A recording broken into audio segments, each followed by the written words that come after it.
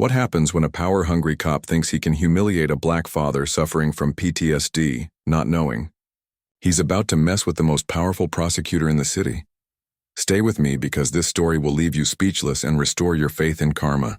Marcus Thompson stands outside Lincoln Elementary School at 3:15 p.m., his hands trembling slightly as he waits for his 8-year-old daughter Zara, the same trembling that's haunted him since that IED explosion took his leg and his wife in Afghanistan 3 years ago. But today something different is about to happen, something that will change everything. You see, Marcus isn't just any grieving father dealing with combat PTSD while trying to raise his daughter alone. He's actually the district attorney of this very city, though he keeps his identity low-key at school pickup because he wants Zara to have a normal childhood. But Officer Bradley Mitchell is about to learn the hard way that appearances can be deadly deceiving. As Marcus leans against his modest Honda Civic, trying to manage his anxiety attack that's building up like it does every day around this time, he notices this patrol car slowly rolling up, and something in his gut tells him this isn't going to end well because he's seen that look before, that predatory gleam in certain officers' eyes when they think they've spotted easy prey. Officer Mitchell steps out of his cruiser with that swagger that screams, "I own this street," his radio crackling as he approaches Marcus, who's now visibly shaking, not from fear, but from the PTSD episode that's washing over him like a tsunami. And Mitchell's thinking he's about to have some fun with what looks like just another suspicious black man lurking around a school, completely clueless that he's about to commit career suicide in broad daylight. The irony is delicious. Here's a decorated war veteran who lost everything serving his country, now serving justice as the city's top prosecutor, about to be harassed by a cop who probably couldn't handle 5 minutes of what Marcus has endured. And the beautiful part? Mitchell has no idea he's being watched by school security cameras that are about to record the most expensive mistake of his life. But here's where it gets really interesting, folks. Marcus has been quietly investigating police misconduct in his district for months, building cases, gathering evidence, and Mitchell's name has already crossed his desk several times for excessive force complaints, making this encounter feel less like coincidence and more like the universe serving up poetic justice on a silver platter. So grab your popcorn, hit that subscribe button, and ring the notification bell because you're about to witness the most satisfying takedown in law enforcement history.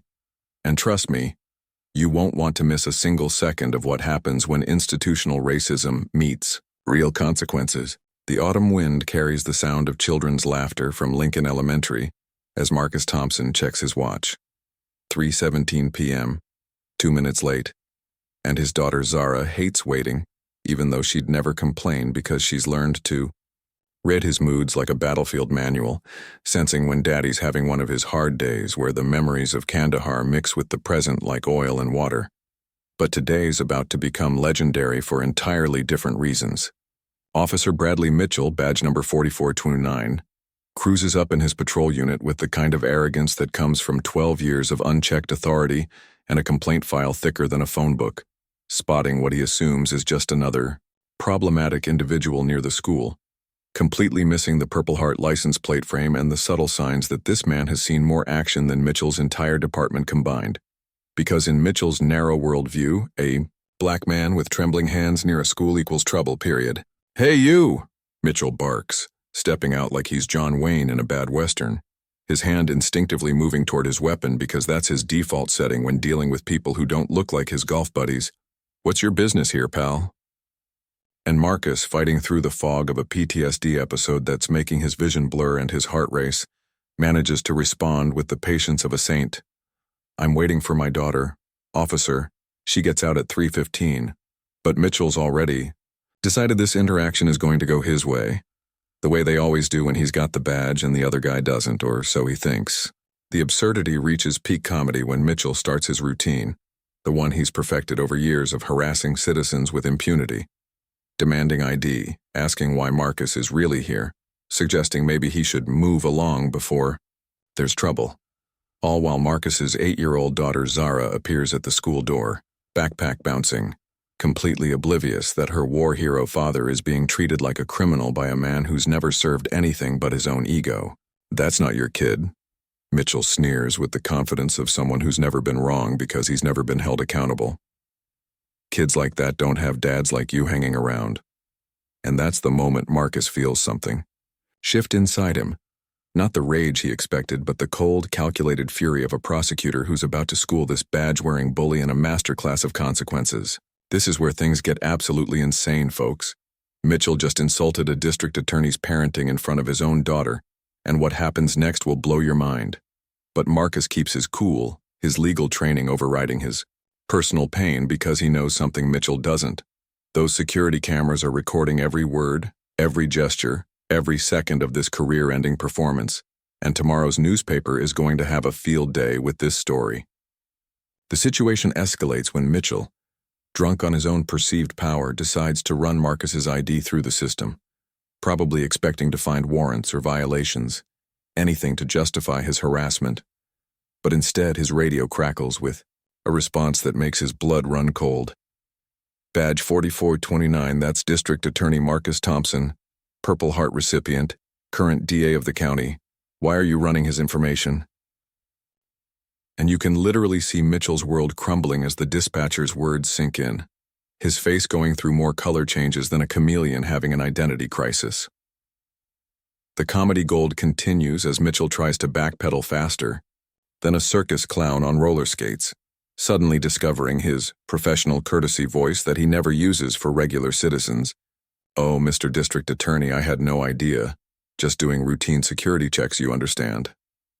But Marcus isn't buying it, and neither is little Zara, who's been watching this whole interaction with the sharp eyes of a child who knows when adults are being mean to her daddy. Here's where the PTSD angle adds another layer of complexity.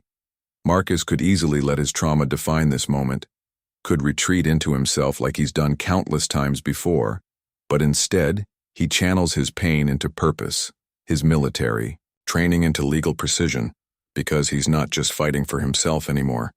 He's fighting for every veteran, every father, every person of color who's been humiliated by badges that have forgotten they serve the public, not rule it. The tables are about to turn so hard that Mitchell's going to need a chiropractor. What makes this even more beautiful is that Marcus has been quietly building a case against police misconduct for months, and Mitchell's name has crossed his desk multiple times. Excessive force complaints, racial profiling incidents, citizen complaints that mysteriously disappeared. And now Mitchell has just handed him the smoking gun wrapped in a bow with security footage as evidence. The irony is so thick you could cut it with a knife when Marcus calmly explains to Mitchell that he'll be seeing him again very soon, not as a random black father at a school pickup, but as the prosecutor who's about to clean house in the police department, starting with officers who think the badge gives them permission to be bullies instead of protectors. Little Zara, bless her heart, breaks the tension with the innocent wisdom of childhood, asking, "Daddy, is this police officer one of the bad ones you helped put in timeout?" And Mitchell realizes he's not just dealing with his boss's boss. He's dealing with a father whose daughter now has front row seats to watch her daddy deliver justice like a superhero in a suit. The aftermath unfolds like a perfectly orchestrated symphony of accountability. Mitchell tries to slink away, mumbling apologies that sound about as sincere as a used car salesman, while Marcus pulls out his phone to make a call that will ripple through the entire police department like a tsunami of consequences. Because when the DA has personal experience with officer misconduct, things get handled with the urgency of a 5-alarm fire. By the end of this week, Mitchell's going to wish he'd called in sick the day he decided to mess with the wrong father.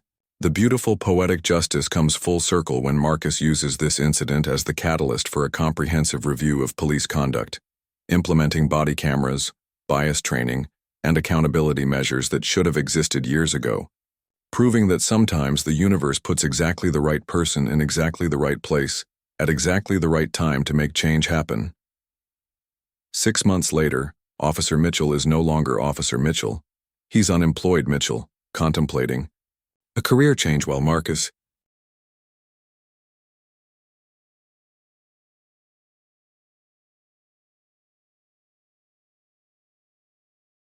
Thompson has become a hero to parents, veterans, and anyone who's ever been judged by their appearance rather than their character. Because real power isn't about the badge or the uniform. It's about standing up for what's right even when, especially when, you're the one with the authority to make change happen. And that, my friends, is how a PTSD-struggling father turned a moment of harassment into a movement of hope, proving that justice might be blind, but karma has 20/20. Vision and perfect timing.